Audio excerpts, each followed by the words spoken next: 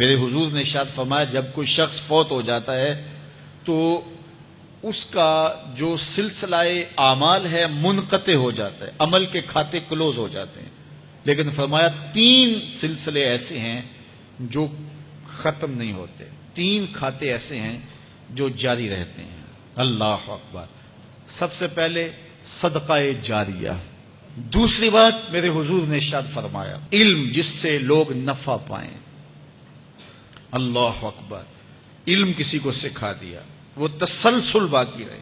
ہمارے استاد قبروں میں چلے گئے، لیکن آج ہزاروں طلباء کو اور لاکھوں عوام کو ان کے دیے ہوئے جو سبق تھے جو انہوں نے ہمیں پڑھایا آج ہم لوگوں کو بتا رہے ہیں، تو ان کی روح کو اس کی برکت پہنچ رہی ہے۔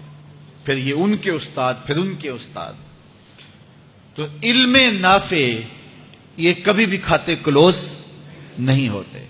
اور تیسری بات میرے حضور نے فرمایا نیک اولاد جو ماں باپ کے لیے مغفرت کی دعائیں کرتی ہے، یہ صدقہ جاریہ ہے، یہ کبھی بھی ختم ہونے والا سلسلہ نہیں ہے۔ میں کہتا ہوں کہ اولاد اگر نیک ہے، اہتمام سے دعا نہیں بھی کرے گی تو دن میں کتنی مرتبہ کہے گی ربنا اغفر لی والدی، اے اللہ مجھے بھی بخش دے، میرے ماں باپ کی بھی مغفرت کر دے۔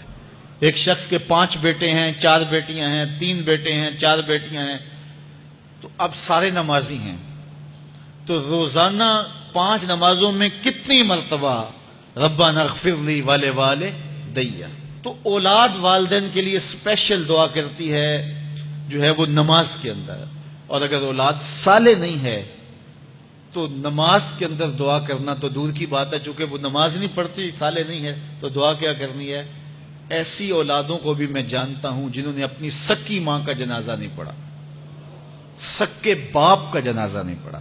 ویسے ایک ایسے بد نصیب کو میں جانتا ہوں جس نے واقعتاً نہیں پڑھا، آیا ہی نہیں، قبرستان میں بھی نہیں آیا، لیکن بہت سارے ایسے لوگوں کو میں جانتا ہوں جو قبرستان میں آئے ہیں لیکن اپنے باپ کا، اپنی ماں کا جنازہ نہیں پڑھا، جنازگاہ میں کھڑے رہے، جنازہ نہیں پڑھا۔ آپ سوچتے ہوں گے کوئی ایسا بد نصیب بھی ہو سکتا ہے؟ میں کہتا ہوں ایسے بد نصیب لوگوں کو آپ بھی جانتے ہیں۔ یہ کون بد نصیب ہیں؟ جنہیں جنازہ آتا نہیں، ساری زندگی لوگوں کے جنازوں میں رسماً کھڑے ہو کے آ جاتے ہیں، جنازہ آتا ہو تو کچھ پڑھے، جاتے ہر جنازے میں ہیں لیکن نماز جنازہ ہی نہیں آتی، تو کھڑے ہو کے لوگوں کو دیکھ کر کے سلام پھیر دیا، لوگوں کو دیکھ کر کے ہاتھ چھوڑ دیے، اور جو ہے وہ جنازہ پڑھنے گئے تھے۔ اور جب اپنے ماں باپ فوت ہو جاتے ہیں تو کیا سارے کام چھوڑ کے جنازہ سیکھتے ہیں کہ ساری زندگی لوگوں سے فراڈ کیا، دھوکہ کیا، آج اپنی سکی ماں کو دھوکہ تو نہ دوں، آج اپنے سکے باپ سے تو فراڈ نہ کروں۔ ساری زندگی جو لوگوں سے فراڈ کرتا رہا، پھر ایک دن اپنی سکی ماں سے بھی فراڈ کیا، اپنے سکے باپ سے بھی فراڈ کیا۔ اور مجھے بتاؤ شخص سے بڑا کوئی بدبخت ہو سکتا ہے کہ جو اپنی سکی ماں سے فراڈ کرے اور وہ بھی مرنے کے بعد، سکے باپ سے فراڈ کرے، اس کی لاش پڑی ہوئی ہو اور وہ اس سے فراڈ اور دھوکہ کر رہا ہو؟ اگر اس کے اندر ضمیر ہو تو ڈوب کے مر جاتا کہ میں اپنی ماں سے فراڈ کر رہا ہوں اور اپنے باپ سے فراڈ کر رہا ہوں۔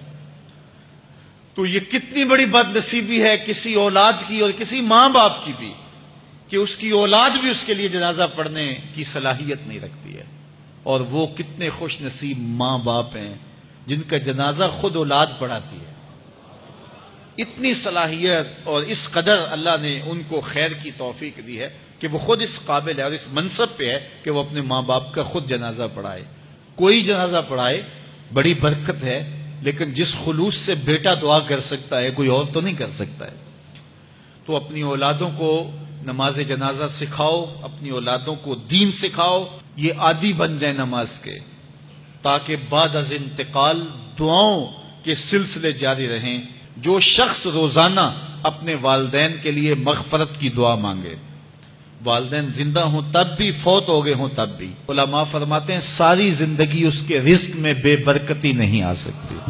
تو اپنے ماں باپ کو خوش رکھیے گا اگر زندہ ہیں تو، اور اگر فوت ہو گئے ہیں تو ان کے لیے دعاؤں کا سلسلہ کبھی بھی موقوف نہ ہونے دیجیے گا۔